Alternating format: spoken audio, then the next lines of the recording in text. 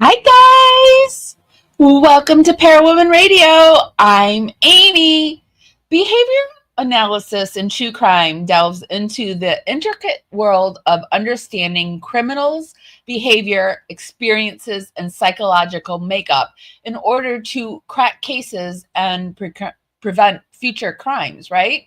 So, tonight we are thrilled to have behavioral analysis Indigo on board to dissect the Watts case. Okay, so picture this. Sicily. Sorry, that was a throwback too. When I wrote that, I couldn't. I had Sophia's my voice in my head. Picture this: Sicily, 2018, but really it's Fredericks, Colorado, 2018. Chris Watts stands on the summit of his porch, rocking back and forth, calling out to his family to come back to barrel rush him. What was going through his mind as he flashed a duper's delight smile? Well, we have juicy details and we have Indigo here to help us with all the juicy details and to dissect it all. So I'm going to roll some credits along with this fun ride. I have Jen from Crafted Evidence with me. I'm going to roll some credits while we wait for the rest of the Watts Island boaters to arrive. Shout out to my replay crew and my dragonflies. I love you.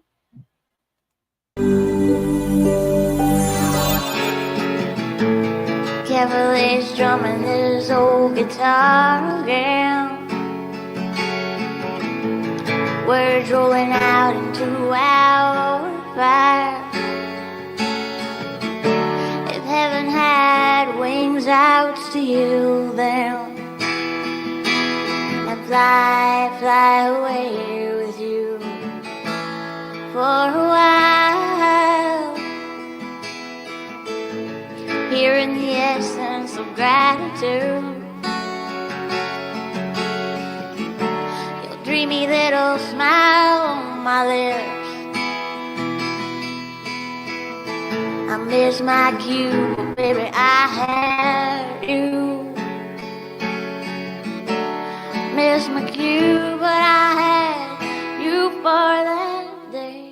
I might miss my cue here and there, but I never have to worry about it because I've got my power crew with me. And along for this joyride, I also have Jen from Crafted Evidence. Hi, guys. Happy Saturday. How you doing? I just heard some thunder outside, so it might get a little spooky. But I keep wanting to say a paranormal joyride, but it's Indigo. She's doing behavioral analysis, not paranormal. So I don't know what I keep wanting to say it though. I am feeling much better. You guys, I have to give Amy the shout out. You guys, I had the flu and I was like in bed all week, and Amy held down the fort for the show today so we could still do it. And she booked this awesome interview. So girl, thank you so much for having me still, even though I did nothing to help this week. Well, no worries, because we have each other's backs. That's what creators do for one another, that collaborate. And so Indigo is a creator that I found on YouTube. She's been covering the Gypsy Rose Blanchard case a lot with other influencers, Flawless Nina and Ivory Rose, I think is the other person. But she's doing such a great job. I thought, and I cover the Gypsy Rose case, but we also cover the Watts case. And I thought, ooh, she would be really good for the Watts. Give her a life jacket and let's push her out on the raft. Come on over. Get her on the island. The water's warm, so let's bring her up. Okay, so we have Indigo. Indigo has 2 degrees in behavioral analysis, and she says she is going for more. Welcome to Parawoman Radio and Crafted Evidence, Indigo. Hi, Indigo. Hey, thank you for having me. I'm excited to be on tonight on Parawoman Radio, so thank you. Oh, we're really happy to have your website. Super, super impressed with your work. Thank you so much. So I know that a lot of our audience is a Gypsy Rose fan. Have you ever covered the Watts case? I haven't, and I'm going to be honest, it's a lot to really get through just because of how emotional it can be. It's a very tough case because children are involved, and that's Yeah. really difficult for me, especially. I have 2 kids of my own, and for that reason, I've tried to avoid it a bit, but I've Oh, seen things here and there. okay. Yeah, Uh, it can get really negative. Amy and I talk about this a lot. Like sometimes you need to take a break, from this case because it gets emotional, for you even to just talk about it sometimes. Yes, absolutely. But I'm excited to be here, and I feel tonight, I can be strong about that, and I'm just ready to analyze and speak with both of you. there is so much to the case that I had to really whittle down the clips that we were going to look at. So I haven't included any of the children, so I don't think you'll have to worry. I worry is such a light thing to say, but I mean, we won't be looking at the kids tonight. Although I am hoping you will come back and do more because there is so much evidence, video evidence out there to watch of Chris Watts and Nicole Kessinger and Shanann Watts and the girls and the family. I mean, there's just so much. And I've always thought to myself, man, I wish I could read body language. So I'm really excited. Is this your full-time job, like your career, or was this just No, something you're interested in? well, it started off as a necessity, and then it became something I do more out of passion for it, more out of just already having the knowledge. And then I expanded that knowledge, and this is sort of what it became. But this isn't my full-time job. I actually am the founder of a nonprofit organization. I provide resources such as small grants to families who are affected by rare birth defect congenital diaphragmatic hernia. So that's more what I do full time. I homeschool my kids, so things like You're that. busy. Yeah. Yes, that's my website. That's the website. And so we provide small grants and resources for these families, funeral expenses, travel expenses, and that's more of what I do full time than this, but I do have a passion for this. I also wanted to note that for some reason I was able to cover other cases that did also involve children, but I think it's because it didn't go to not as into detail as this case sometimes does with what took place with the child. And just for some reason, this has been emotional in the past, but I am, I suppose, more capable now. And it might even have more to do with my nonprofit organization because I do deal a lot with children passing away, and that's a struggle. Luckily, that doesn't happen too often, but that's always difficult. And so I think dealing with that more, dealing with parents who have been through that more and more has really toughened me up a bit. Yeah, I think we would love to have you back even to talk about that in relation to, like, I can't imagine, Amy and I were talking about this the other day, like, you lose your daughter, but then you also lose your 2 grandchildren at the same time. Like, Three of them. how, do they cope? I'm sure that's like for a whole nother, episode, but, we think about that all the time when we cover this case. Absolutely. I speak to a lot of grieving families who, I mean, they've lost their daughter. I'm not saying just because that, like, to minimize it, but they've lost their one child to lose 2 grandchildren and your daughter. That, I mean, just horrific doesn't really describe it. And a son-in-law. I mean, as much as what he did is horrible, I think before, remember, they loved him very much. It's like he died. Yeah. It's very true. It's very true.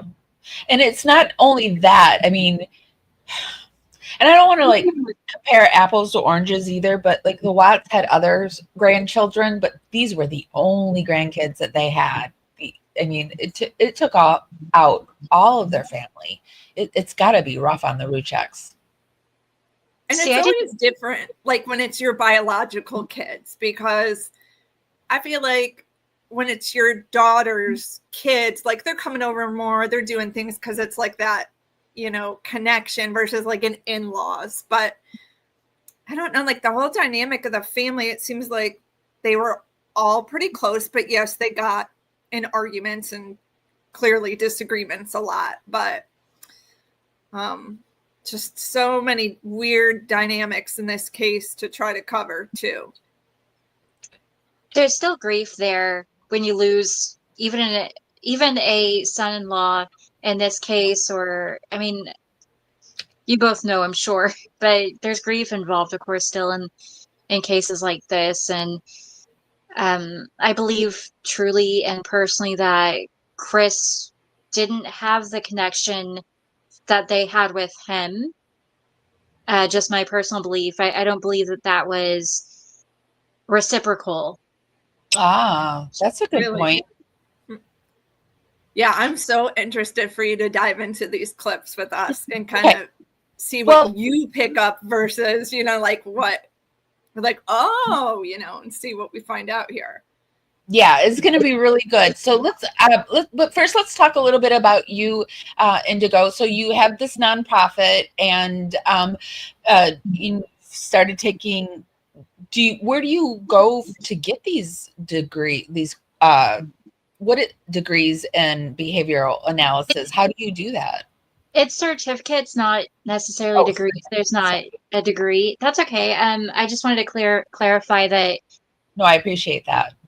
I'm certified, but you go to, I mean, there's different places. You could take Joe Navarro's body language courses. You can take the Paul Ekman group, which is what I would personally suggest. Okay. I took courses with the Center of Body Language, the Center for Body Language. For some reason, I always say it's for body language. And that's actually one that I don't mean this in a slanderous way, but I wouldn't recommend. And you have to do a lot more to become certified through them. It costs a lot more. I just feel that's a little more, I guess, time consuming and financially consuming than the Eggman Group and other places. So that's what I would recommend. Okay. And and when you take this type of course, what type of things do you learn? Is it psychology, or because my background, I have my BA in psych soc, so I'm just very curious, like what type of courses are you doing? So you learn about micro expressions, and you learn about the different stances and just different parts of the body. And I'm not sure how to explain it past that. A lot of it is micro expressions. A ton of it is micro expressions, and learning to pick up on the tonality, on, even color psychology. But really, as far as psychology goes, it doesn't go too much into that. That's something I studied separately because I actually wanted to be something like a criminal psychologist at one point. I wanted to work in courtrooms with people. So that's more what I wanted to do. And so that was a separate thing. And the body language courses I have taken don't really go into that, but to have that knowledge alongside the body language analysis is really helpful because you can try to figure out why someone would do what they're doing. And it's not always absolute, but you can try to figure that out, why people behave the way they do, and what parts of the brain might be active when they're moving and behaving the way they are. And so that was separate, but that's something that I was also fascinated in. It's a tool, and it's a really good interesting tool. And yeah, so do you guys want to start looking at some of the clips? And yeah, let's jump in. I was just thinking it'd be so interesting, the fact that I might be in the grocery line next to you and not even know that you're picking up on some of my mood and what I'm feeling based on the knowledge you've learned in these courses. Like, have you ever noticed someone in some really bad distress and kind of just maybe talk to them because you noticed their body language was a little off? I wouldn't say talk to them, because in the cases that I'm thinking about, in the situations I'm thinking about, I didn't really have that opportunity, and I also, I'm not sure that I will always say the right thing to those people. I don't feel really comfortable with that, but I'm also not always analyzing body language. So there are situations where I have picked up on people in distress and analyze their body language, and I've been able to tell that. But in a lot of situations, I'm really not trying to analyze them the way that I do people in true crime and Yeah. other situations. So it depends, really. I think that with body language analysis, what a lot of people believe is that you're being analyzed all the time, and really, it's more when I'm actively trying to analyze someone. Now, of course, there's things here and there I'll just naturally pick up on, someone being upset or nervous, or things here and there, but I'm not always actively analyzing body language. People say that to me sometimes too when they find out what my degree is, and they're like, "Oh, she's gonna like Analyze me. analyze me," and I'm like, "No, it's not all that. Trust me." But you do learn to. You kind of are. It's internal though. I find I move through life and I recognize things and I just kind of like note it, but it becomes part of your life. You just you're like, oh, that person's doing this. But I will say, Jen, that when you said that, I was thinking too, I'm like, oh, I'm on camera. She's probably looking at my face when I said that. Oh, No, like I feel nervous. I'm an empath. So like, I don't, have you guys ever, like one day, this was like earlier this year, there was a mom coming out of ABA therapy, which my son does. And she just like had this vibe about her. And I'm like, this woman's having a bad day. And I've never done this in my life. But I went up to that woman and I gave her a hug. And I'm like, you're doing a great job. Like, I knew she was dropping her kid off. I knew she was having a hard day. Like, have you ever had that feeling when you just like look at someone and you're picking up a vibe that something's wrong, or they just need someone to be like, say something kind? Yes. Oh my goodness. Yes. I always feel so sorry for people. And I mean, it's one of those things that, like I said, I don't actively analyze, but there are things like that you can just naturally pick up on without knowing things about micro expressions. And and in most situations, people aren't trying to be performative. People aren't trying to be deceitful just in everyday life most of the time. That really happens more in social media, I would say. That's a good point. Oh, that's a good point, actually. Amy, I have to think that's happened to you because I feel like you're an empath too. Oh, yeah.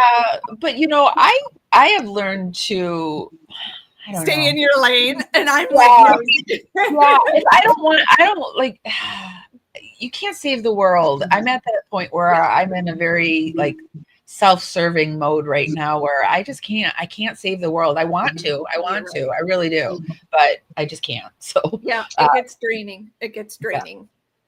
You got to let other people do it. Some of the work.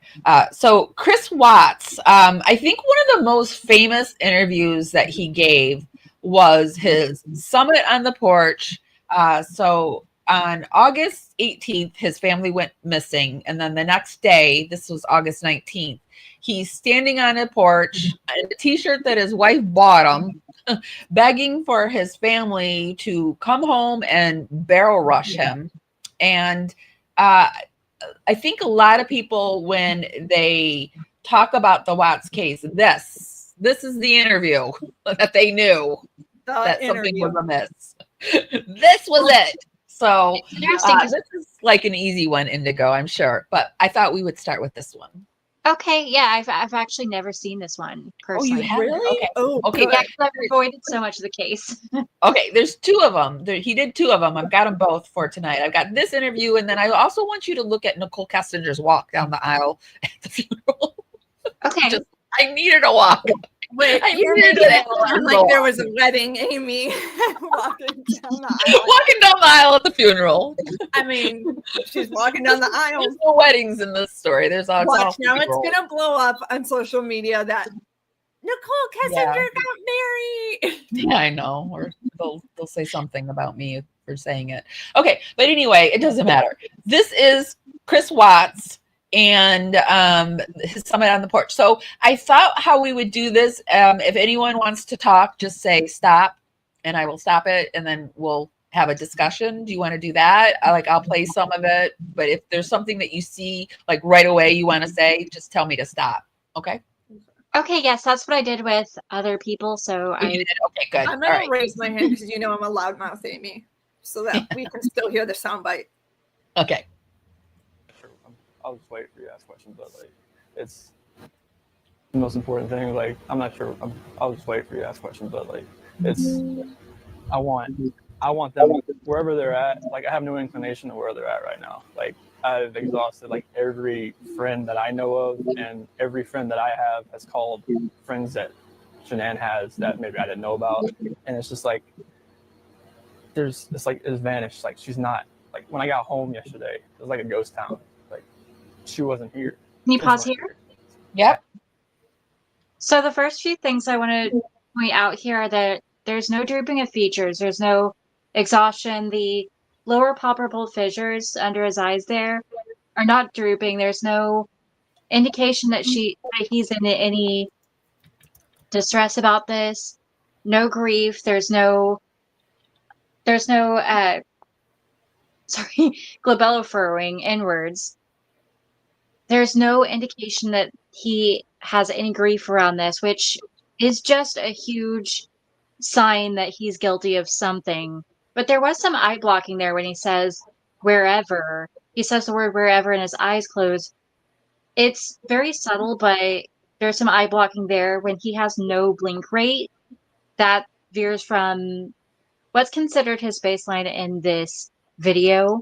So already right off the bat, there's something there. Now, of course, we know he is guilty, but just those things I wanted to point out right off the bat. Just those things alone, like, just jumped right out at you. Right. If we didn't know already what had taken place, then that would be pretty alarming and could indicate guilt just right off the bat. If we didn't already know that he was, then that's something I would look for. Let me ask you a question. A lot of people say when people are lying, they look up to the left or to the right. Is that a myth, or is there some logic to this? There's no scientific study proving either. Now, I have taken courses where that's actually been taught, where eye accessing could be up to the left or right, but when it's more emotional, it would be down. And in regards to the past and the future, you would look to your left for the past and your right to the future. And I believe to an extent that could be true, but there is no scientific evidence proving that wrong or right.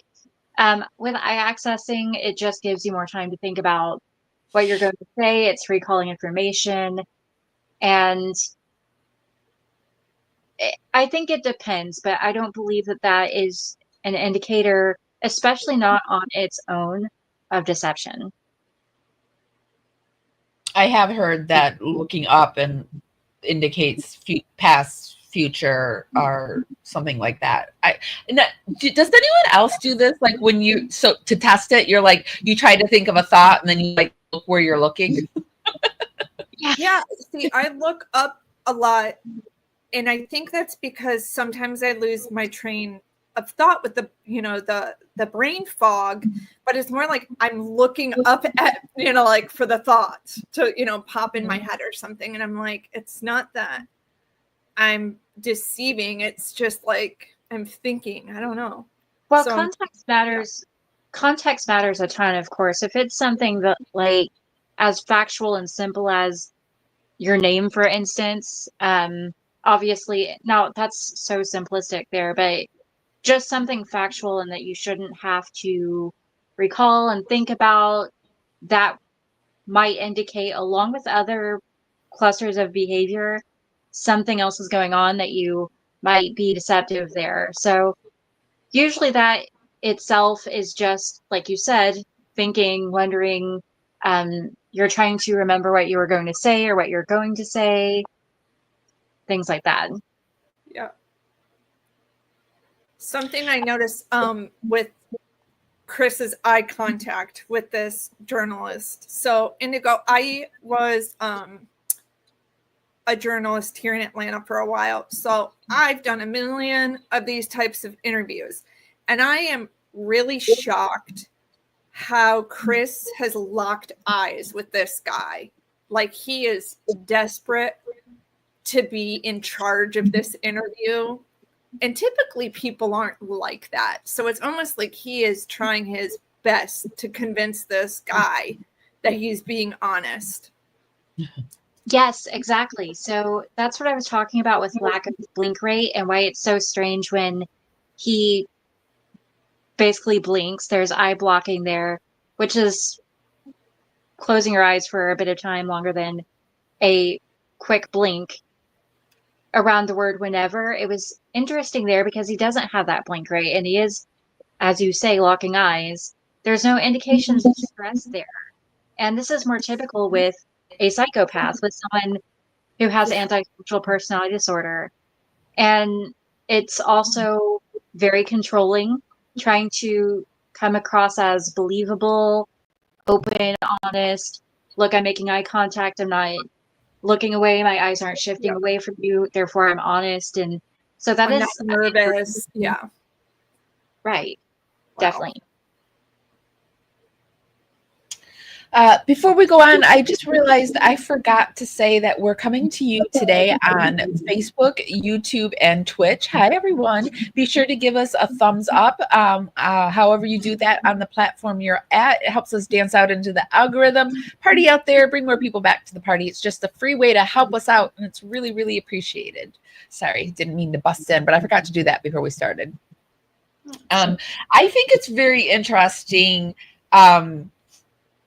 that Chris is able to maintain eye contact. I do think that's interesting, and that's a good point. Yeah, I would love to reach out to this reporter, and I'm sure I know someone who's worked with this person. You know, it's like the degrees we were saying. Everyone's originally from Michigan. There's some connection, but I would like to talk to this reporter and see if after they shot this, they called the cops right away to be like, you need to look at this, because this I always thought it was a woman that was doing it. I thought it was a woman. Oh, I know the gal you're talking about. Well, there was a couple. They sent what is called an MMJ out to do this. So a girl went there by herself with the camera to shoot this. You know, like they weren't live there. Mm-hmm. So, but then there was another station, whatever the competing station is, they went to, and it was a guy. It'd be interesting to talk to both of them and be like, did this strike you as weird to where you reached out to cops to come watch this? Or did you like wait for them to watch the news that night? Because if this were me, I would be like texting, you know, the sheriff's department contact that I know and be like, you might want to come look at this footage. You might want to go look at this. Yeah, something is not right, and I don't want you to wait till 6 o'clock to see this. Yeah, you might want to come look at this mess. There is a question for you, Indigo, and Gerald wants to know, what if he took a pill like Xanax or similar? Do people act like that? That could definitely change the way you analyze body language. It could change the meaning behind it. So that could be possible. Thrive patch. I don't think that's what we're seeing, but I believe that could be possible. I have heard people take Xanax or something like that for a polygraph. So it seems like they could do it for that too. That's interesting, because physically it would calm your heart rate down. Yeah. Right. Well, it'd be interesting to take a poly without Xanax and with it and see how different it is, you know? Well, the thing that I want to point out is that, or I guess say, is that when you keep your eyes open for a long period of time, your eyes normally water up. I personally don't have enough experience with something like that to say for sure that that would change the natural tearing up. Mm-hmm. But that makes it more interesting, again, when we're seeing something like this and there are no tears and there's no blink rate. I believe Not with the one tear. stress, there would still be somewhat of a blink rate there. There would be something there. It wouldn't be like this where there's nothing. Yeah. There's just no panic whatsoever. Your kids are missing. Like, Right. no panic whatsoever. Yeah. Okay, let's go back into it. I have no idea like where they went, and it's just earth shattering. I don't feel like this is even real right now. It's like a nightmare that I just can't wake up from. Chris, when did you learn that they weren't here? It's like yes, well, I texted her a few times, called her, I didn't get a response, which that was a little off. And then her friend Nicole showed up about a little afternoon. I could see it on the doorbell camera, and I was like, "Hey, what's going on?" She's like, "I can't get a hold of Shanann." And that's when I was just like, "All right, something's not right. If she's not answering the door, she said the car was here. It's like, I gotta go home." And we got here, got inside, and nobody was here. Nothing.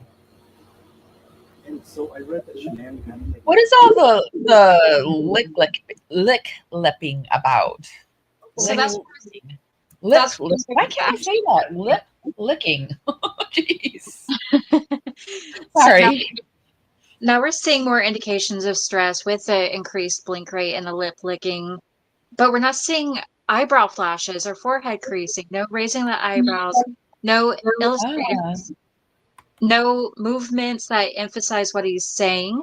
So that nervousness coming around this being brought up, this being a nightmare, this Nicole showing up and all of these things coming up, he's not emphasizing the parts we should see him emphasize. He's not raising his eyes and emphasizing certain things. He's being more nervous about this, more stressed about this, and it doesn't make sense to be more stressed about this than prior to this, where naturally he's talking about they're missing, and it's just an interesting time for all of this nervousness to appear. But that lip licking there, it can be a self-grooming behavior if you're concerned about how you look on TV in an interview, but that would be more consistent.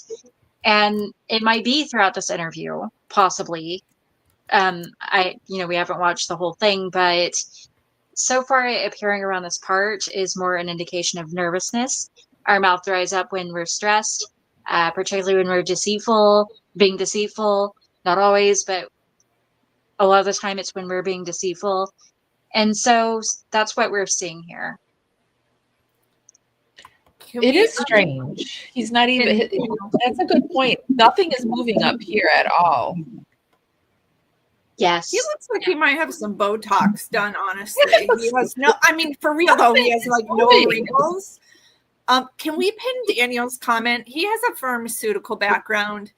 And I just thought that was interesting about the Xanax. No, Daniel. Oh, Daniel I don't see. Oh, this one? I can't. Yeah, I couldn't figure out why I can't pin. I don't know. That's weird. I think it's because of the whole thing. I didn't add. I think you changed your email or something. I don't think we're merged tonight. I've heard the theory of the lip licking as washing lies away. Have you guys ever heard that kind of analogy? I personally have never heard that. I just know that is an indication of stress or it's self-grooming, but self-grooming would come with a lot of other things, pushing hair back and just other behaviors that indicate he's more concerned with how he looks than what's taking place. And that in itself would be strange when he's discussing his wife and daughter's missing. And what's going on. That would still be strange, but I don't believe that that's what we're seeing here. It's nervousness, it's anxiety. That with the increased blink rate as he goes from locked in to blinking tells me that he's more nervous than anything else. That's interesting. Gerald's 2 cents asks, he says he has no memory of the porch interviews. Is he lying or was he in some sort of psychosis? There are no indications of psychosis that I'm personally seeing. Yeah, he doesn't look like he's in any kind of psychosis to me. I wouldn't say he was. But I don't ever diagnose people, so I don't want to weigh in on that either. I don't want to say what Chris is or isn't. Dry mouth is definitely a sign of high emotional stress, Daniel says.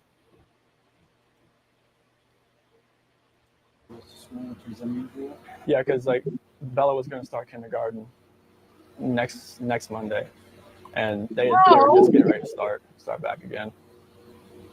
And so what kind of... So I just caught this. He's literally on the camera lying to the news crew. He knew that Bella was supposed to start school today or yesterday, right? He kind of pauses too. There's that verbal distancing as well, or not distancing, it's in the past tense instead of she's supposed to start. If we can find her, he already is confirming in that manner that she might be gone, that he believes she's gone, deceased. But then that with the lip compressing, you're seeing here him holding back something, thoughts, words, emotions. Just the lip compressing is usually the holding back of something. Oh. You know what's interesting too, you guys, is Nicole set up this news interview, all the crews to come out, and he texted Sandy and said, should I do it? Sandy said, I wouldn't do it if I were you. Yeah. Thank God he did. Yes. Yeah. That's interesting. I think it's crazy that Sandy would tell him not to do it, but okay. I think she had so much faith in him Yeah. that she thought he would never do anything like this. And she was looking out for his best interests. But good thing he was. Definitely was. She definitely was. But Some people I'm just giving you a heads out. There's a tornado about 20 miles south of me. So if the power goes out, that's why. Oh, okay. Wow. What were you going to say, Indigo? Sorry, I was just going to say some people may believe that, the media is going to twist the narrative either way, whether you're lying or not, so maybe don't do it. So I believe that might be why she told him. I'm sure you knew that by now. I'm just saying. I think that's a good point too. That I don't trust the media, and I guess if I loved somebody, I would. But I don't know if my daughter was missing, I would just want whatever I could to be put out there to find her. So I don't know. Right. All right, let's go back into it. That's what I love about us is we can all we can come on a panel and we can all disagree, but it can be just perfectly fine. We don't all have to agree to get along here.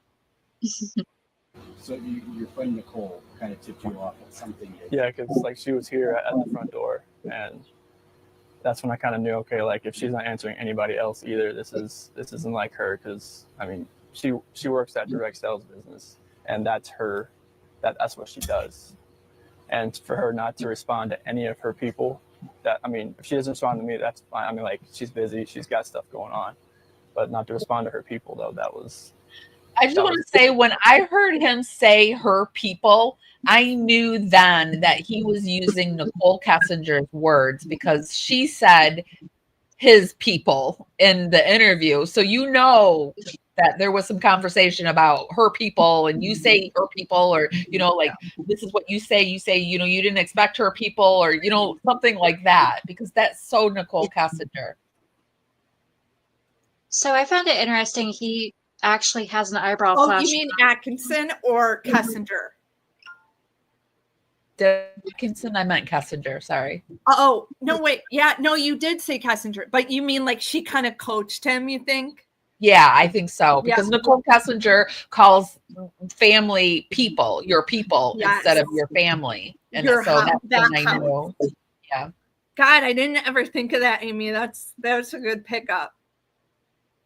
Those kids. He says that a Yeah. lot. And she says that too. Yeah. What, Indigo? I'm sorry, I cut you off.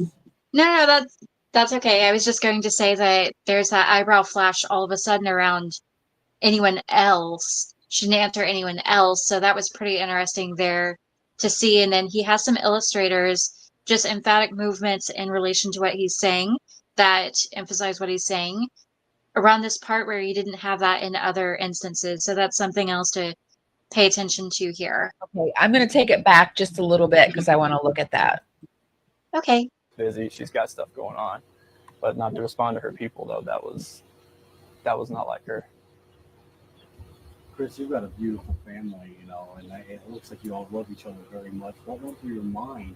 I see the eye blocking now. Something's wrong. Like I was trying to get home as fast as I can. I was blowing through stoplights. I was blowing through everything, just trying to get home as fast as I can because none of this made sense. Like if she wasn't here, like where did she go? Like once I got here, it was like, all right, who can I call? Who do I know that she could be with right now? If she went to a friend's house, where could she be staying? And we went through everybody. I mean, You stop here real quick. everything in my contact list. And Yes. So sorry. Just he does have those illustrators, but there is absolutely that duper's delight that pops up there. Just this positive tonality written all across his face as he says, "I was speeding home," and then that with the rapid eye blinking. All of this tells me that that's not what actually took place. And of course, we know that by now, but that's very much what I'm seeing. He was looking for a dumpster to get rid of his clothes and throw away their stuffed animal. Right. It wasn't the situation that he's saying it was, where he was rushing home to do anything other than that, to figure out what's actually going on. Does his chopping actions mean anything? Like because he's doing more like hand movements now. I noticed. So those are the illustrators. Those are an emphasis. Oh, those are illustrators. Oh, okay. Sorry. I also find it like his emotion really changed too there when the reporter said, "Chris, you have a really beautiful family." Like he gets really awkward there for a minute, almost like he feels like he's being interrogated by a cop versus a reporter who's trying to help you get your story out to find your family. Right. There's so much here that conflicts with someone who would be looking for their family. And exactly that. That's an excellent catch. He starts to have this nervousness around specific parts that veer away from how calm and casual he was prior to this. Yeah. It's a good point. Contact list and her friend's contact list, and nothing has come up. Everybody has said like they haven't heard from her either. I'm just hoping right now that she's somewhere safe, and maybe she's there. But right now it's just like if she's vanished, like I want her back so bad. I want those kids back so bad. That's got to be a duper's delight smile right there. Right? You should screenshot that, Amy. That's a good thumbnail for the future. All right, let me grab that right Yes. quick. We'll get that. Well, Got it. Well, and the emphasis came around she's there, not wherever she's at. It's she's there. Hopefully she's there, which was pretty interesting as well. You had you saw forehead creases and an eyebrow raise around she's there. Hopefully she's there, and not any other instance. Found. Yes. I feel like that's the first time I've seen the creases in his face this entire time. Right, exactly. He's not emphasizing other points in this to have that emphasis around she's there, and it's such a major one. And then the lip licking and everything that you're now seeing, it's just a lot going on that veers away from his baseline. That tells me something else is going on, that there's importance around these bits, but not around these bits, perhaps because he's being deceptive or because something else is going on there. It could be Botox in some instances, but I don't believe we would see the forehead creasing at all. I don't think he had Botox. No, I don't either. Right. I think I that and if you notice too, like he finally breaks eye contact and he's doing a lot of like looking off into different directions. Finally, he's not like lasered in on whoever the reporter is. Yes. Absolutely. And the increased blink rate, just all of this going on. He's so nervous, but just the emphasis in particular around she's there. It's so interesting to me because he's saying there's a place and I hope she's in it. It's just, he's so, I can't stand him. Cringe. You know, I wanted to ask you a little bit about the hard part. Your first thought is, where are they? I want them back. Your second thought is, you know, And at certain points, it does look like he's literally going to eat his lip. Like I literally think he's going to eat his lips. Yes. He's holding back a lot. Oh, is that what that means? Oh, okay. You're also, your second thought is that you're afraid people think you may have done something. Yeah, I mean, not everybody's gonna have their own opinion on anything like this. I just want people to know that I want my family back. Like, I want. Why would anyone like start off like that? Everyone's going to have their opinion. Like, he's already painting himself as the villain. What? Like, why would we start thinking about that? That's really like, it's like he knows he's guilty, you know? Right. There's this defensiveness almost without him being accused directly yet. I've never seen a dad give a soundbite like that when their kids or wife were missing. Like, people might think it's me, but it's not. No, they're focused on the kids and talking about, like, my daughter's got blonde hair and it's curly and she has a birthmark on her shoulder, you know, like, right. No specifics. And that's where his focus should be. Verbally, that's where his focus should be, is, you know, if they could be here, please look here. How do we find them? Please look for them. There's this reward. Anything aside from, well, people might have this opinion, as you said. Yeah. Yeah. It's a very weird thing to say in a news interview. Like, the first one too, I could see maybe like a couple days later, you know, people might think it's me. It's not. But like, this is the very first interview. You have an opportunity to possibly get your kids back, and you're going to talk about yourself. Right. Yeah, he doesn't do any of this like normally though. But then remember this guy, remember after this case there was another case where the woman, I think some lady kidnapped her or something. She was pregnant and she got kidnapped, and she kidnapped her for the baby, and nobody believed the father, and everyone was like, oh, this is another Chris Watts, and you know, he was doing weird stuff in the interview. So stress makes you do weird stuff, but also he's doing a lot of smiling, a lot of rocking. Yeah. There's no grief. There's no remorse. There's no indications of exhaustion. Stress can, you know, definitely make you do weird things and seem guilty when you're not. And so that's why it's so important when there are clusters of behaviors, and also if there's some distancing or things that verbally come out. I mean, that's obviously important, but there would just be clusters, and that's important to look at. And it's important to note that not everybody who does these things is guilty. There are so many factors to everything, your environment, what's going on. there are people who will come off as guilty when they're completely innocent because they may believe in an interrogation room, well, I'm not guilty, there's no evidence stacked against me, I'm going home. So they may come off as more casual and less remorseful because they didn't actually do it. So there are instances like that where people can be wrongfully accused for those reasons, and it's just so important to look at different things. It is important to look at different things. Daniel wants to know, why does Chris Watts have such a nice, healthy glow to his skin immediately after murdering his family? I said self-tanner.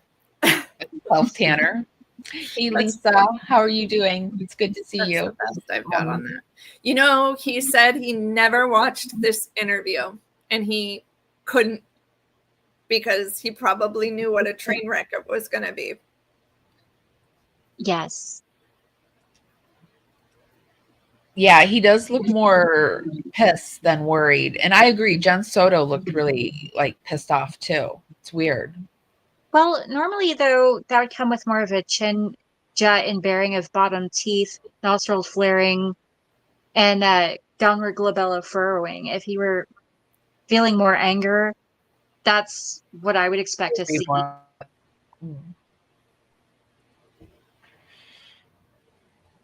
I want them here. Like, this house is not the same. I mean, last night was traumatic. Last night was, I can't really stay in this house again, like, with nobody here. And last night I wanted that knock on the door. I wanted to see this kid just run in, just barrel rush me and just give me a hug and knock me on the ground. But that didn't happen. Who are you gonna stay with tonight? Probably my friend. What does it mean when he just ate his lips? Does that mean he really didn't mean that he wanted that didn't happen? Because that didn't happen, and then he ate his lip. It could. I mean, I believe that he's recalling what's taken place in the past where they would do this, but of course we know that he wasn't expecting them to. But that biting the bottom lip and that to that extent is, I believe someone else stated it before, is controlling the emotions, holding back, controlling, because he does have Jupiter's light in some instances, and it does seem like he is trying not to laugh or trying not to show anything other than him just being neutral and saying what's taking place. But again, with the lack of remorse, the lack of sadness and grief, no glabella furrowing anywhere in this, no emphasis where it should be, tells us something different. So that just that bottom lip biting is him holding back and controlling what he's showing, or thinking he's controlling the emotions that he's expressing. Indigo, I did a voice analysis on this interview with a private investigator.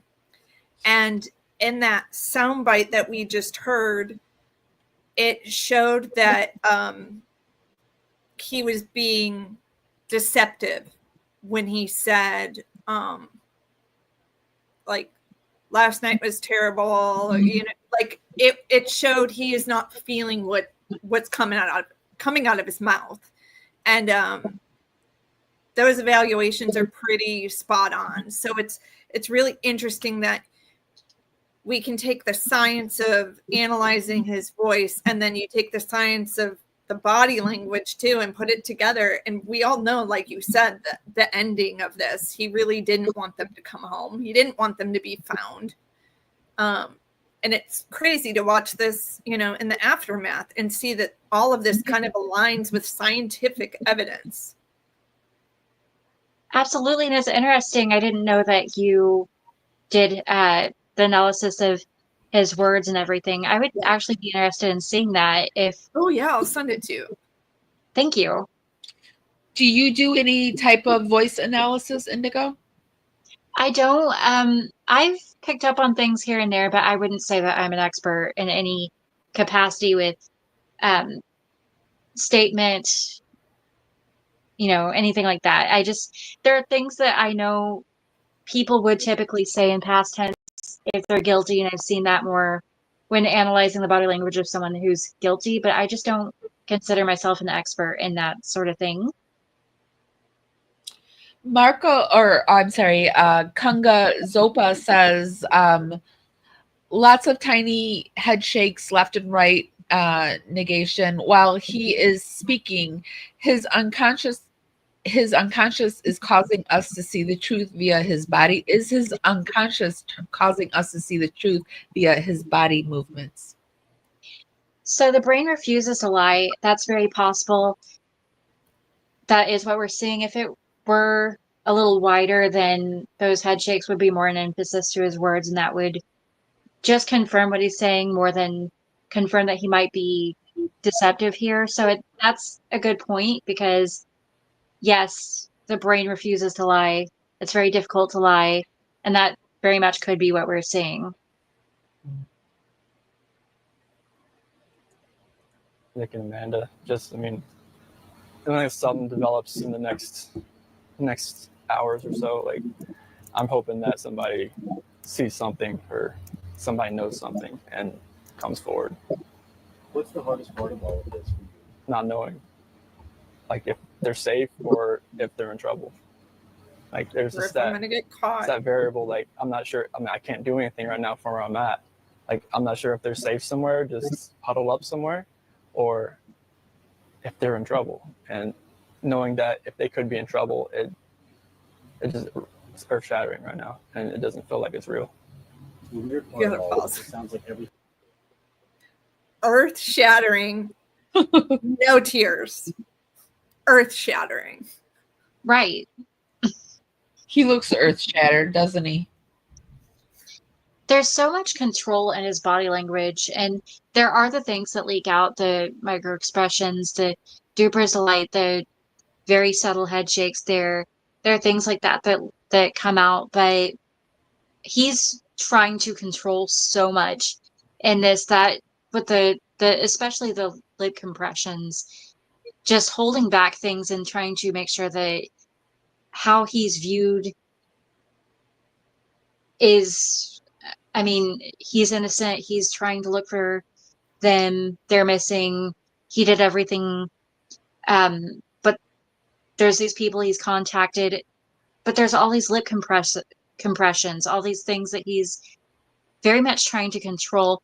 And I think that's what we see too with his arms crossed there. I believe his arms are crossed. I can't fully see, yes, but I believe, and that could be casual. When he starts off that way, it could be a casual stance. It really could be, but with the controlled everything else, the lip compressions and the instances where he's nervous, that even seems to be a bit of control possibly there. Him gripping on to make sure that he doesn't do anything that may seem unusual to anyone. You know, something I was just thinking.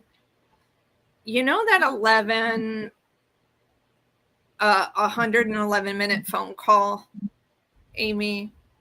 Mm-hmm. What if, like, they were planning a whole, like, scripted speech because they thought they would do a statement or talk to the media? Like, what if him and Nicole prepared all of this? Like, you know, kind of the chat was saying, like, some of these words that he used, like, it almost seems calculated. Like, I never thought, did she help him prep for this interview until you said something. Well, what were they talking about all that time the night before that nobody can remember for 100 and some odd minutes? Like, I think I would remember every word somebody said to me if his family was missing and I spoke to him for that long. I might even record it. They were probably doing a pre-interview. Like, she was like, okay, I'll be the reporter now. I'm going to ask you these questions. And then she maybe even was like, no, don't say that. Say this instead. Never crossed my mind until today. Well, and just how willing this interview is. Normally when people are guilty of this sort of thing, what I've seen a lot of the time, especially, is someone who emotionally blocks. If they're caught off guard, it's not an interview they want to do. If it's something they want to speed by, there's going to be some emotional blocking, some loud, distracting wails that are performative, that aren't really around the situation, something that keeps the interviewer from asking questions or receiving answers.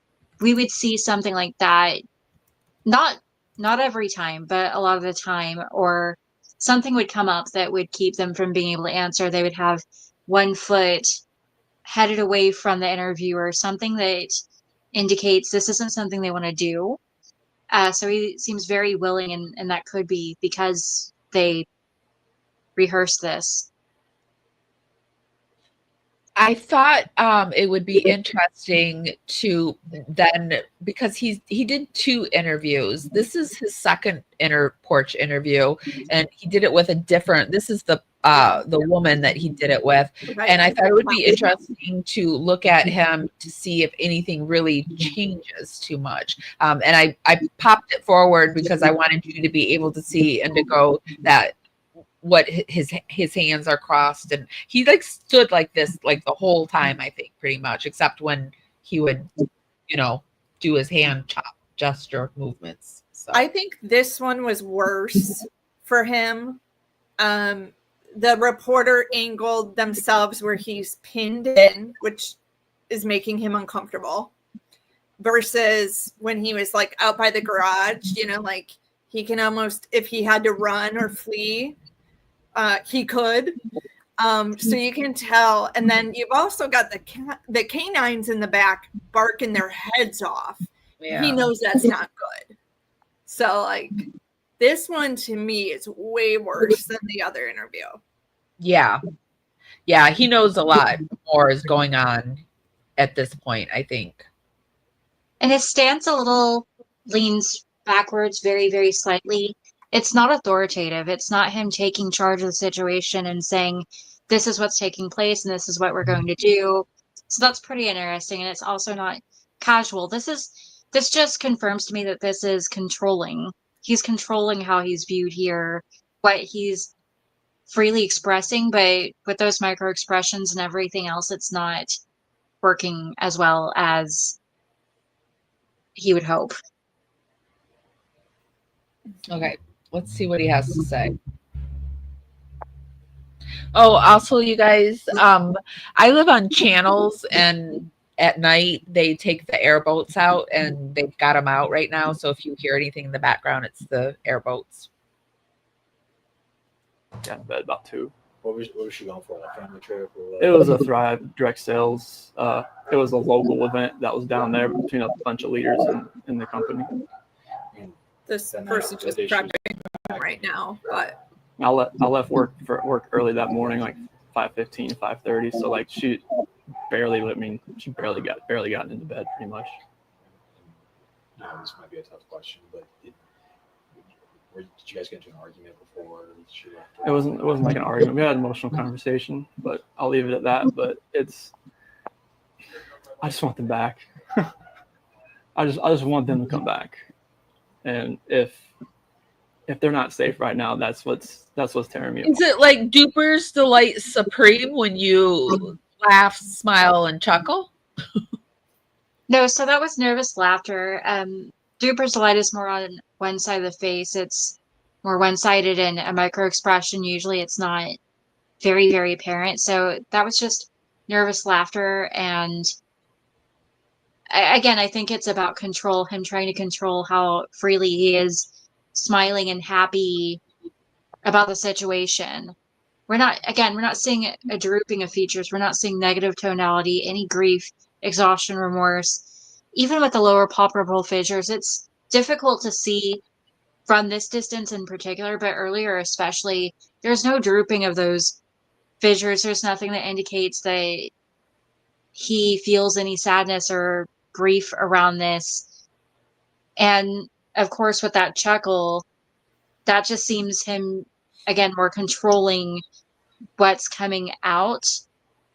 He seems very happy, honestly, very positive about what took place. Like completely fine. Doesn't he seem completely fine? Right, exactly.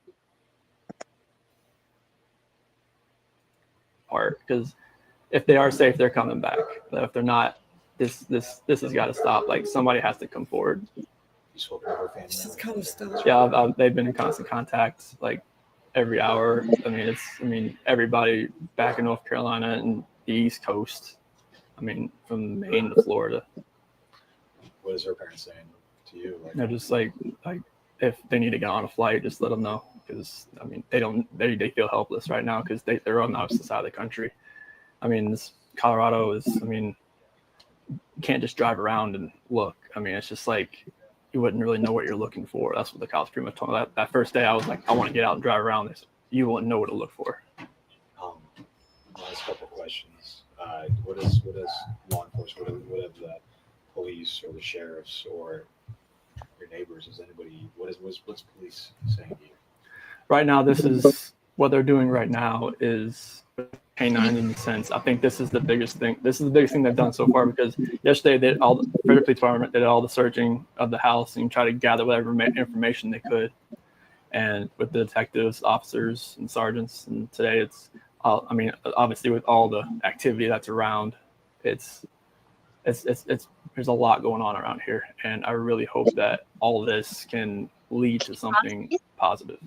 You can see really up close here where he got hurt somehow there. Yeah. There's scratches. Did one of you say deposit? I thought you did. Yes, sorry. No. I wasn't sure if you heard me. Okay. It's interesting when he says all this going on and then he points behind himself at, whereas all of these other illustrators have been asymmetrical, one-handed, and that's not natural for us to do. That's not casual in any capacity. There's certainly some nervousness around this, of course, with the increased blink rate, especially when prior to this we had seen him, as you said before, locked in, just staring down the interviewer. When he says someone's got to come forward, then we see a bit of an eyebrow flash there, but we're still not seeing labello furrowing. We're still not seeing foreeye creasing where we should see it.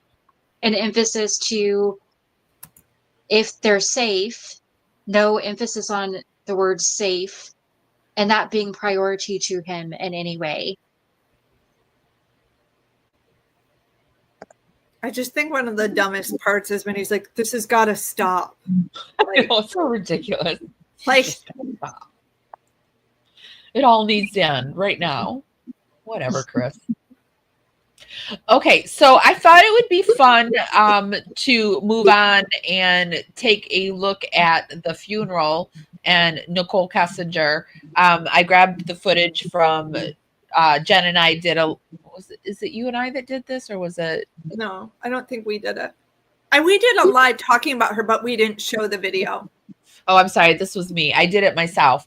And this is the video of Nicole Kessinger walking down, well, allegedly for entertainment and whatever. It's not been proven, but it is her. I like 99.9999% sure it's her. So this is supposedly Nicole Kessinger at a recent funeral. And I'm just very curious what you think about once she notices the camera and what she's trying to accomplish here, Indigo. Okay. Let me turn down that. So I went to that timestamp where you're supposed to be able to hear her, and I couldn't hear it. Could you hear it? Oops. I didn't really get a chance to scope it out. Like, I can't go to the website and get it anymore because they... Oh, I'm sure they took it down. Yeah. Yeah, they took it right down. So I am taking it from another person's site and they're talking while it's playing. Let me mute it actually. So you can see right here. Let me see. She walks down the aisle in just a second. Normally, I would say give a shout out to the person, but this is not their video. This is it's not. This is Alex Erickson, and we will put the link to everything down in the show notes, in the YouTube show notes that we watch. And we do this for fair play use, and I will also be putting the links for Indigo's channel and her link, and also Jen's. So we see her come around the bend here and Coming around the bend. this is a friend's funeral that she's at. I don't think she expected the camera to be there, but what do you think? She's very hurried. I actually, sorry, it was tiny. And do It you is mind? tiny. Here it goes, right here. Here she comes. Let me slow it. Maybe I can slow it down too. No, it is interesting. You're right. She's hurried, like she just spotted the camera and is like, oh crap. I don't want to. I was going to ask if this was sped up, but certainly her lower mouth drops as if there's some surprise there. No, I don't think it is. I didn't mean to interrupt you. It is not sped up. I just slowed it down because so we can get a better look at her when she goes by. But she's so quick.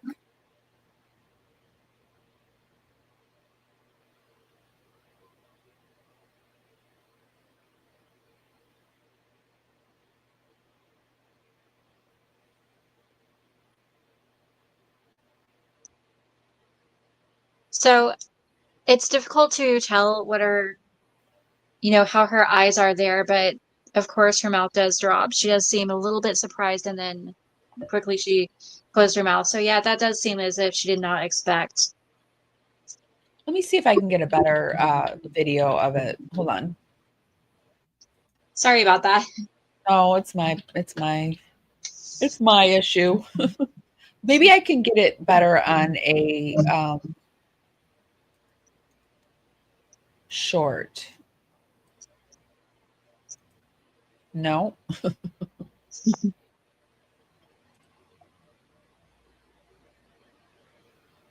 Let me see. No. Maybe this. Well, she just is moving really fast. So, but here is a short of her happening. You kind of see her look at someone. So it seems like there's some mouth shifting there, some dislike and discomfort there, of course. You see the side of her mouth. I was just going to say that. It looked like her mouth shifted, and then you said it. I was like, I spoke too soon. Yeah. Yeah, definitely some discomfort there. She almost seems to me like she's like feeling awkward and she needs to pick out someone in the room to feel better. Like, when you have walking into like a party at a friend's house that you've never been to and you were invited by a friend, you're kind of like looking for that friend. Like I get that vibe. Yes. She's kind of like, oh shoot, I'm on camera. Was there some micro discuss there at the end, Indigo? Right here. See that? I mean, a bit. I can see that, but I'm just seeing more the shifting of her mouth entirely that direction. I'm not seeing more raising of the upper lip. She looks at something at the very end and looks disgusted to me. Right there. That quick look of the eyes. Do you see it? Yeah, I think in the bigger picture, someone was sitting there next to her. Well, not next to her, but they were sitting down. So, like, I don't know, maybe she just didn't look at him the whole time. And then all of a sudden it was that quick dart. So definitely some disagreement and dislike around something there. I hesitate to say disgust. I can absolutely see what you mean there, but there's no crinkling of the nose or anything that comes in a cluster of behaviors that would tell me certainly or not. So I can't say, but I see what you're seeing there, where there is a slight raise of the upper lip. There's just something there at the end that I think she doesn't like, but I don't, and it's probably somebody she doesn't like, but I can't really tell who. I'm sure there's a lot of people who were at this funeral who do not like her anymore. You know what I mean? That maybe knew her in life and saw the story unfold and was like, I'm not cool with you anymore. So I'm sure that it took guts for her to go to that service. I'm surprised she did.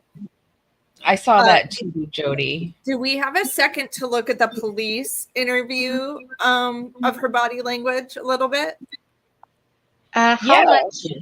How much of that, I'm so sorry. How much, I guess how long is what I'm trying to say. Just a few seconds. If you have to go, we totally get it. Well, how about we do this? We just invite Indigo back for another time, and I want to talk about I want to show your channel again before you leave, and get you situated and make sure that everyone knows about your channel. So you do have this, you have this website, and it's CDH Stars and Angels. And is that your own child right here, or?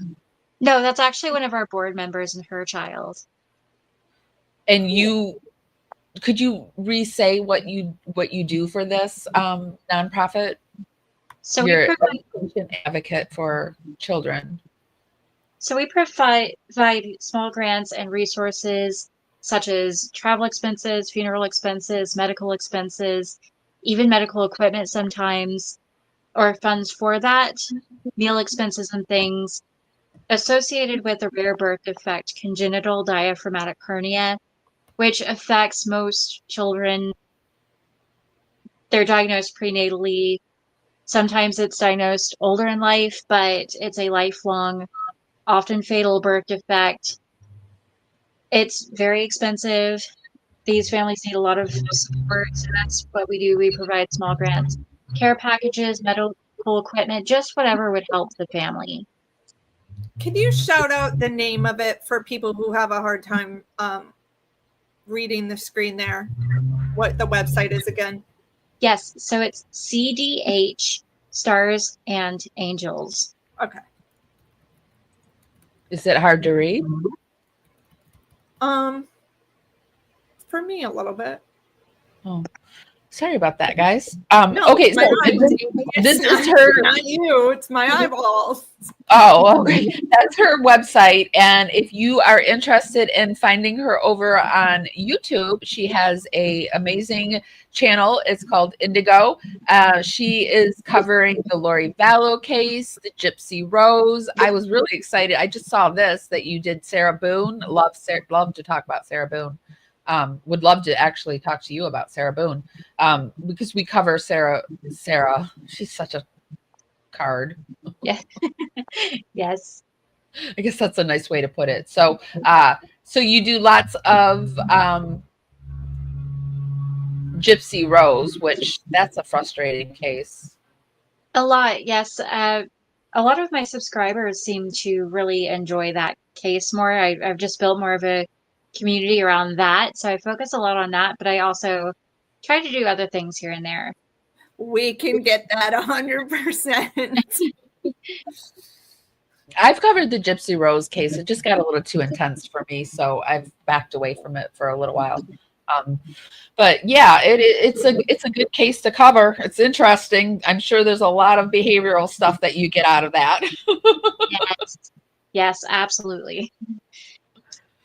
I would love to have you analyze the Scott Peterson interviews with TV one day. That would be really good, especially since he's going to be going back for this whole appeal with the Innocence Project soon.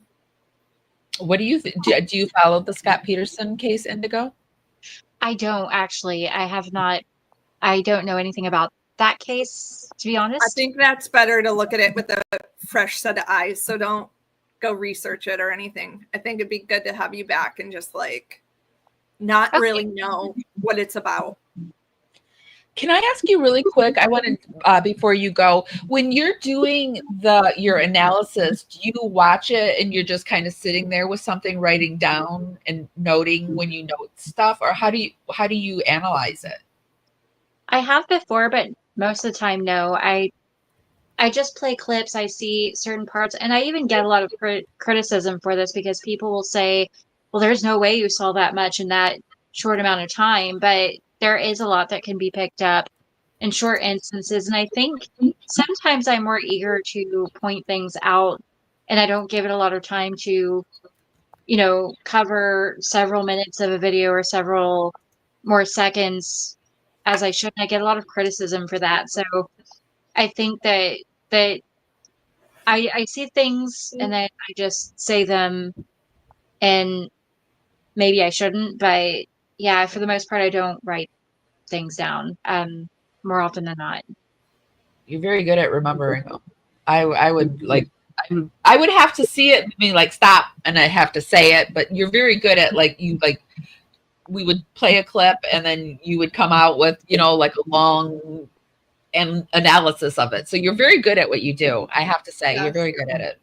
Thank you. Well, really, that is the reason that I get, like I said, so much criticism, because I try to not leave a lot of time for me to have to remember a whole lot, and I don't write things down. And that's also why I don't actively analyze everybody all the time, because that would be a lot to kind of, I guess, consume, for lack of a better word. It can get overwhelming if you're around somebody for a very long period of time and you're trying to remember, oh, they said this and they did this, and why did they emphasize more around this? Now, I can look at things in general and remember things in general, like they've really shifted here, their behaviors. Sorry, I'm rambling. Oh, I think something happened No, with your audio just went a little different. it. Just your audio changed right in the middle there. But okay, so I think you have to go anyway, and so thank you so much. I hope you'll join us, and yeah, I'm really happy you were here tonight. Yes, thank you. I was excited about this, and I really appreciate it. Thank you. We can't wait to have you again. Thank you. Have a great Bye. night. You too. Okay, guys, that was Indigo, and this is her channel. And this is her website. I will put the links for everything down in the show notes. Be sure to check it out. Before we go, Jen and I wanted to talk to you really. Oops. Sorry, I removed you and not the thing. We wanted to ask you, did anyone see the news clip? Does anyone watch Anna Nicole Smith? Did anyone watch Anna Nicole Smith back in the day? I'm sorry, what? Yeah, we wanted to show. By the way, Amy, like she's awesome. Thank you for booking that. Like, yeah, she's awesome. I hope she I comes texted back. you in We the had middle. some audio problems at the end. I Yeah, think something happened with her audio at the very end. So, yeah, but no worries. So yeah, we wanted to show you guys Anna Nicole Smith. That in itself kind of became a crime case too, of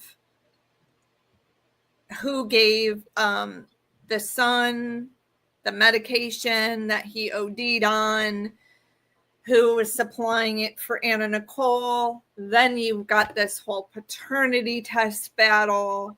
But anyway, everything worked out fine. And she had a daughter, if you're not familiar with that case. Yeah, methadone.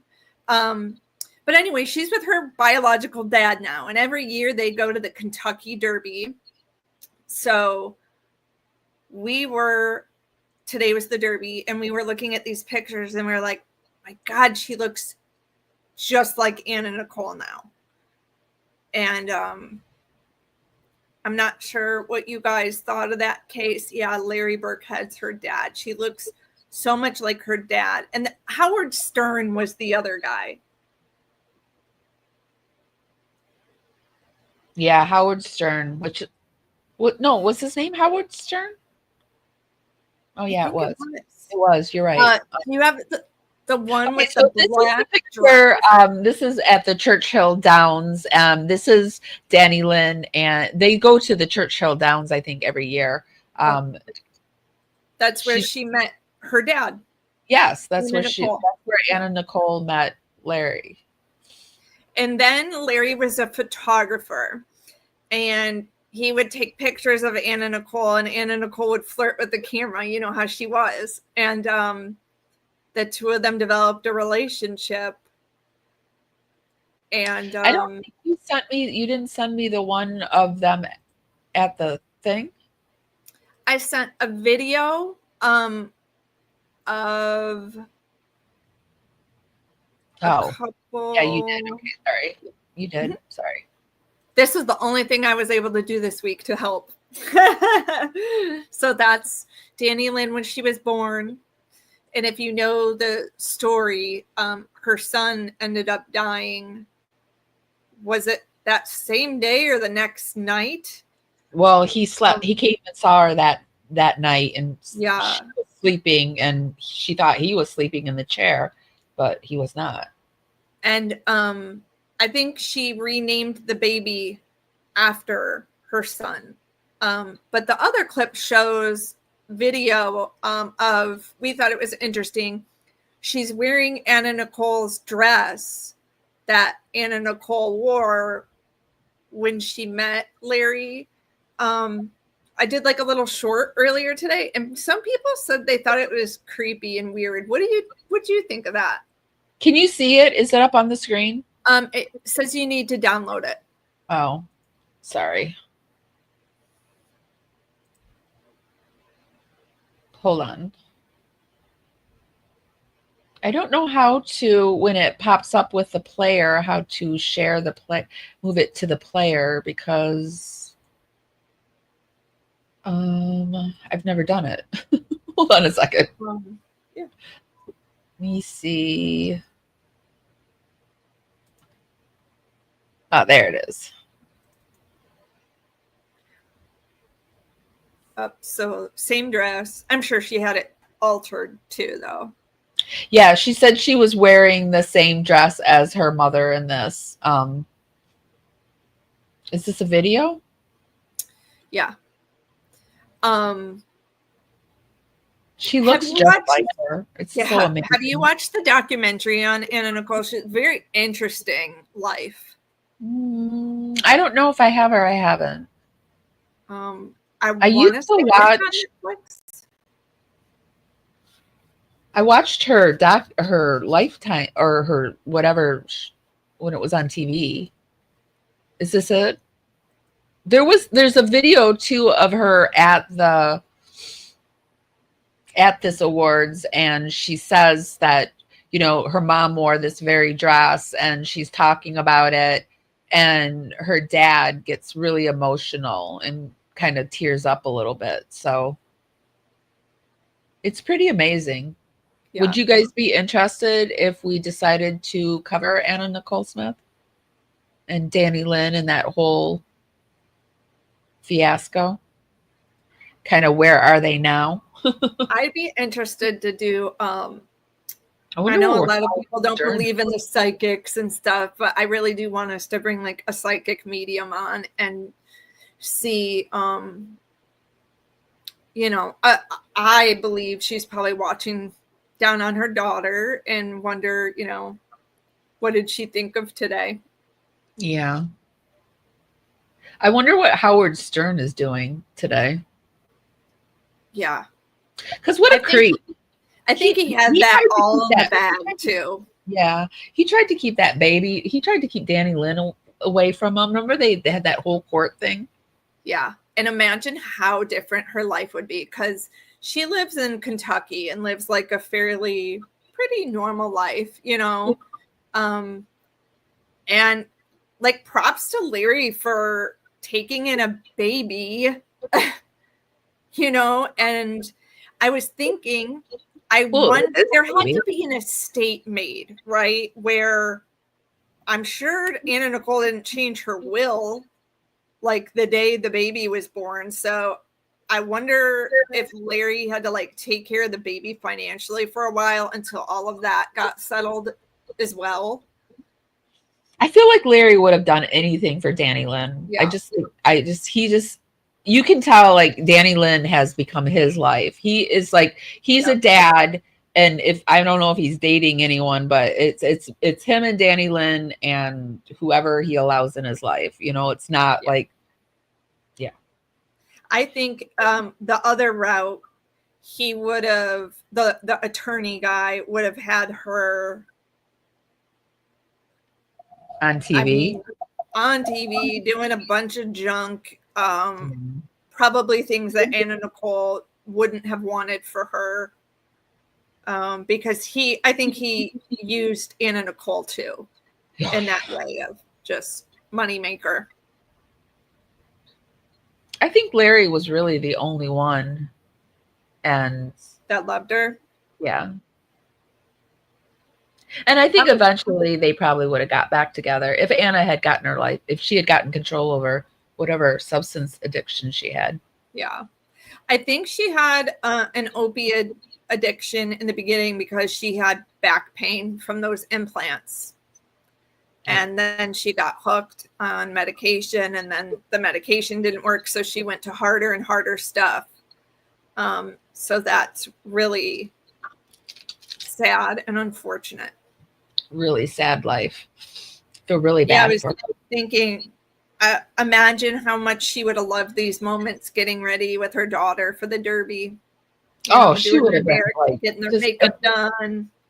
And the fact that Danny Lynn looks just like her, she would have been like, and Danny, her son Daniel, would have been like, it's so sad. Yeah. I wonder if Danny Lynn has ever went to like a medium or anything, or if she believes in that sort of thing. I don't know. This is like the most I've seen of her. Like she pops up here and there, but he's always kept her very sheltered, which is I agree with. I don't think he should just like throw her out there. But yeah, but I have a feeling we're gonna see a lot more of her because wow, she looks just like her. I think they had like a little reality show. Were they on like Wife Swap one episode? I think it was like a celebrity wife swap. And really? And I think they did an episode with him and they swapped, with another family. And I remember him saying that she wanted to get into Hollywood, but he's going to wait till she's much older before they take that route. So I kind of remember that, but I thought it was just an interview. I thought they went on some talk show. But yeah. It's just weird they did Wife Swap. Wife Swap. That's interesting. Yeah. I do remember her saying that, and he's like, we're just going to hold off on that. Yeah. I think that's a great decision, especially when he could have thrown her out there and made her a child actress, right? Oh, yeah. He could have made a lot of money with her, but he chose her well-being over all of that. Plus, I'm sure he gets something for Anna Nicole's. I don't know, maybe.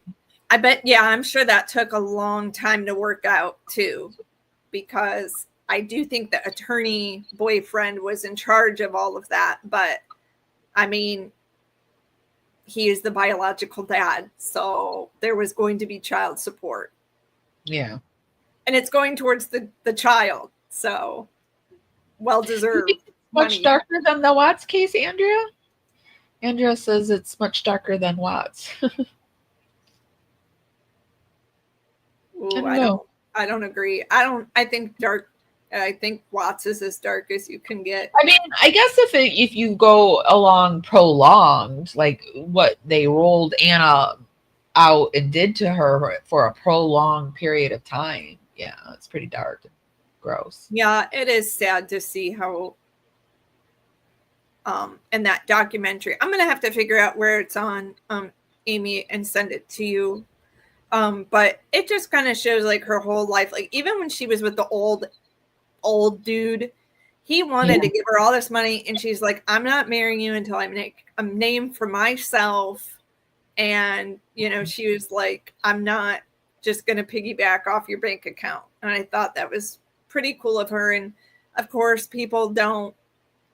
They think she's a dumb blonde, when she was a businesswoman. And it's the same thing with like Paris Hilton. They know how to play the game to look stupid. And they know exactly what they're doing. Life was pretty raunchy for women on TV in the early 2000s. I mean, it was a free-for-all. And all of those women that were treated that way are now having their glow up. Like the girls next door, they have their own podcast that they do, and now Anna Nicole probably would have had her glow up too, her turnaround, her if she had lived. So it's just really sad. Oh, for sure. I watched The Girls Next Door. Like I did a binge weekend where I watched all the old episodes, and there's just, I was so into The Girls Next Door. I was so into many cringe things that he would say to them. Horrible. To lower their self-esteem. I mean, like we could do a whole episode on just he was manipulating them and making sure their self-esteem was low at all times.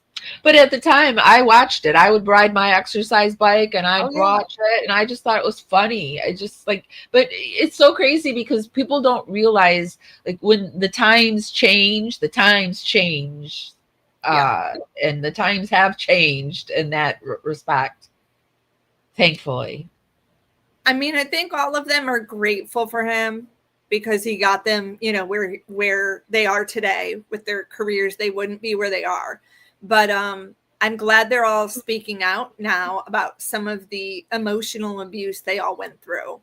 That docuseries was very interesting. The Playboy Mansion one. That was interesting. And then that was like, whoa. Yeah, they had the Playboy murders too, where like there's always some type of murder, you know, and it's connected to some playmate or this or that. Yeah, there was a lot of yeah, there was that on. playmate that was murdered by her husband. Oh, yeah, He got so jealous. Dorothy Stratton. Yes. And then there was like the claims of the bestiality and stuff. I'm just like, ugh. Oh God, there's a lot. Very disgusted that I reported that. I feel bad for Cooper, the son, because he does a lot of like charity work and he is trying to right what was wrong, you know, back in even the 70s up into the 2000s, you know, just the way women were treated. You can tell he's embarrassed by it and trying to make a right. But I follow him on Instagram and he's always doing good things. I don't know him very much, so. Hey, Cowboy RC, you missed our guest, but I'm sure you will be part of the replay crew. We've got to have you back on the show. I keep saying that every time I see you. I need to, you know what I need to do? I need to email you. Cowboy RC is an ex, and I always get his title wrong. He wasn't the warden of the prison, but he was like under the warden. I've seen him on another channel. Did he talk about, like, he worked in the prison system, right? Yes. Okay. He's done a few interviews, and he came on and talked about what Watt's life might be like in prison today. It was very interesting. It was a good interview. Oh, I would. Hi, Kelly. Be interested to do another one like that. Yeah, I want to do one of life in. I'm very interested in prison. There's another. I always get it wrong too. I think it's On the Rec Yard, and it has Marcy Marie and Toonsy, and they're ex Texas. They were in Texas prison together, I would love to have them on the show and bring Cowboy RC and kind of talk about like what life is like in prison. I want to subscribe to Cowboy RC. For some reason, and maybe this is correct, is he related to Kid Rock? Cowboy RC? Yeah. No, I don't. Okay. There's someone with a screen name similar to that is related to Kid Rock, and I was curious but I've been meaning to. I might already follow him, but I was wondering, He looks like he's part of ZZ Top. He could be part of ZZ Top with his beard. I don't know. There's another screen name too. Sergeant Watch Commander. That's what it was. I always get it wrong. Sergeant Watch Commander. I gotta tell you, there's a show I've been watching that's a guilty pleasure, and I'm embarrassed to admit it. What? Love After Lockup on WeTV. Have you watched it? I've watched a few episodes of it. I'm not gonna lie, you guys, it's pretty entertaining. Some of these chicks are writing like 15 prisoners, and they've got like a map on the wall, so they know like I call Fred on Tuesday and Kevin on Monday. And you know, Gypsy Rose was doing that. I heard she was writing hundreds of men. So, yeah, and I watched a little bit of the Lifetime last night. I'm not gonna lie. That's why I was like, I can see why people really get into this case. And it was interesting because they had a content creator on in about 2 or 3 of the episodes. So she is very well aware of her social media life. And she said something interesting. She's like, I've never been in a public place where someone has said something rude to me, but I'm the most hated woman online. And I was like, really? You've never had someone scream at you in a grocery store? Like, people don't. I don't. It's like Wow. she's never. I would have to. I would have to. And I would get my shame bell out and I would ring it, shame. Like in the Game of Thrones. I so want to do that. If I ever see Gypsy Rose, man, get my phone out and get that shame bell going and just walk behind her and shame. She should be ashamed of herself, in my opinion. Like, truly ashamed. another interesting thing, they have like a whole nother language down there. Like my husband lived down there for a short time, and they just have their own dialect and like their own lifestyle with the crabbing and all of that. And and when I worked at Weather Channel, there is this interesting group of people called the Cajun Navy. Have you ever heard of this? Mm-mm. It's like the badass Cajun people who will go out and rescue people in boats when there's hurricanes that happen, and they're just like regular everyday people. Like they're just like good people, and they go do rescues after hurricanes. It's really cool. But yeah, they definitely like love their culture down there. Yeah, I've only been to New Orleans once, and it was before Hurricane Katrina. Why am I not able to say certain words? Hurricane Katrina. It's like weird. Yeah, Isn't that the one where she said her records were washed away in that hurricane? Yeah. That worked perfect for her. Perfect. I just remember going by that Superdome before it all happened, and I didn't go in. But I just, when it was happening, I just was like fixated by that. Like, because it happened, I think I went, when did it happen? The hurricane happened. Was it over Christmas? Straight. No. Well, I guess I could Google it. I think I went just a few months before it happened. You would think I would know that, but 2000 August 2005. I had been there in February. So, yeah, I grew up in Michigan, so like we didn't have like a strong knit. I feel like the South is so different than the North.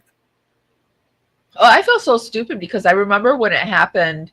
I don't know why, but I think I was home. I was at my mom's house.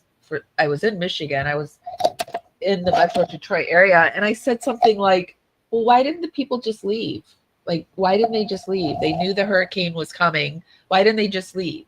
And, everyone was like, yeah, why didn't they just leave? It's like, well, there was nowhere for them to go. Where were they going to go? So, yeah. Yeah, and it's unfortunate. We see a lot of people and do stories on people who couldn't afford to leave, That was very heartbreaking stuff. So I think that's all I have for tonight. Yeah, it's already 10. Wow. Yeah. Time flies when you're having fun. No, this was really good. So we are going to have, she said she wanted to come back, so I hope she does. We will have Indigo back, and we will do more. I want to do this. I thought this would be hold on, let me find it. I thought this would be a really cool video for her to evaluate. And I said that we didn't have any kids, and then after I said that, I had this one queued up in case we had some time. And it's the one where they are at the ocean, and you get to see a lot of and this is where he starts being distant. Yeah. Yes. And I think this would be a very good one for her to look at, because then the girls, this was when he said the girls were starting to act funny towards him. Oh, Bella And wants nothing to do with him. yeah. And so he was really put off by the way the girls were acting. And it would be interesting because even the grandparents have like some interaction with them. So Also, I noticed in the chat someone asked a question, and maybe this is a good time to pose it to you too. Do you think he loved the girls?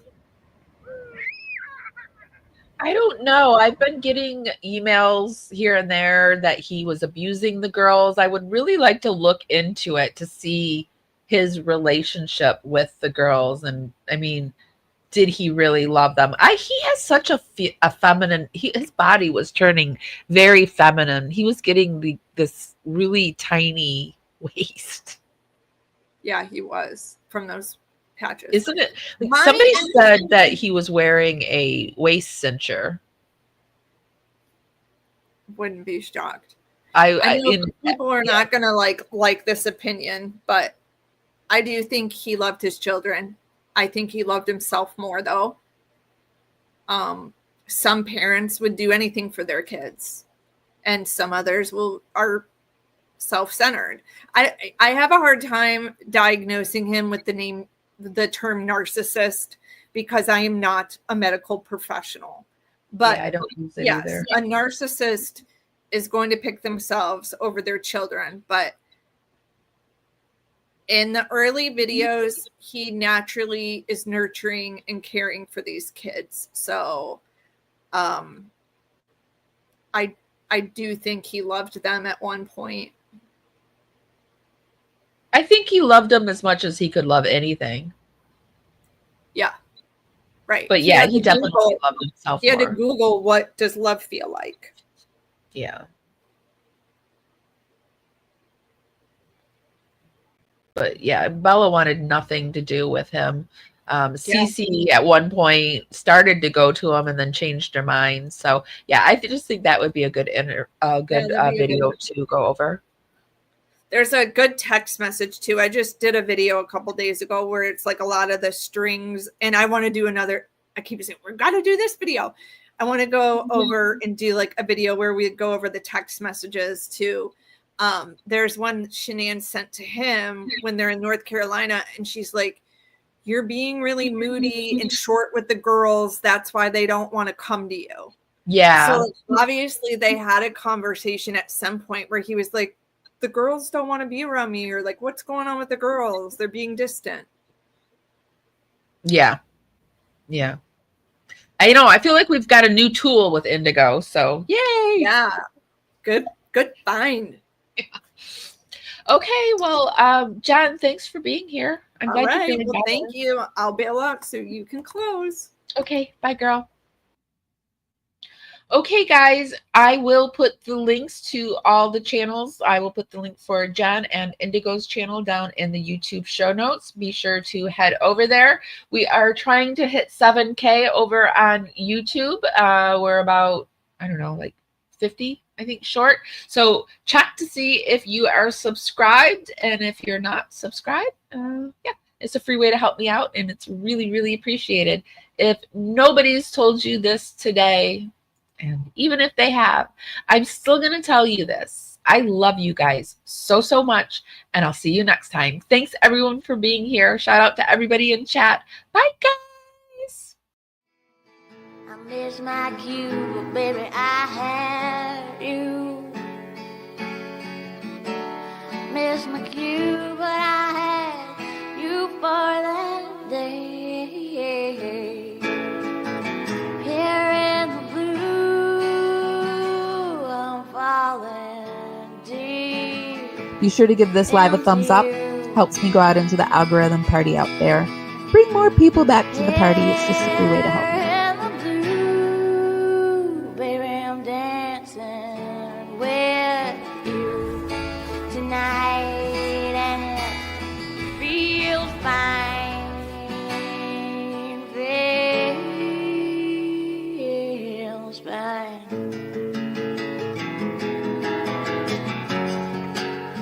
Baby, I'm dancing with you.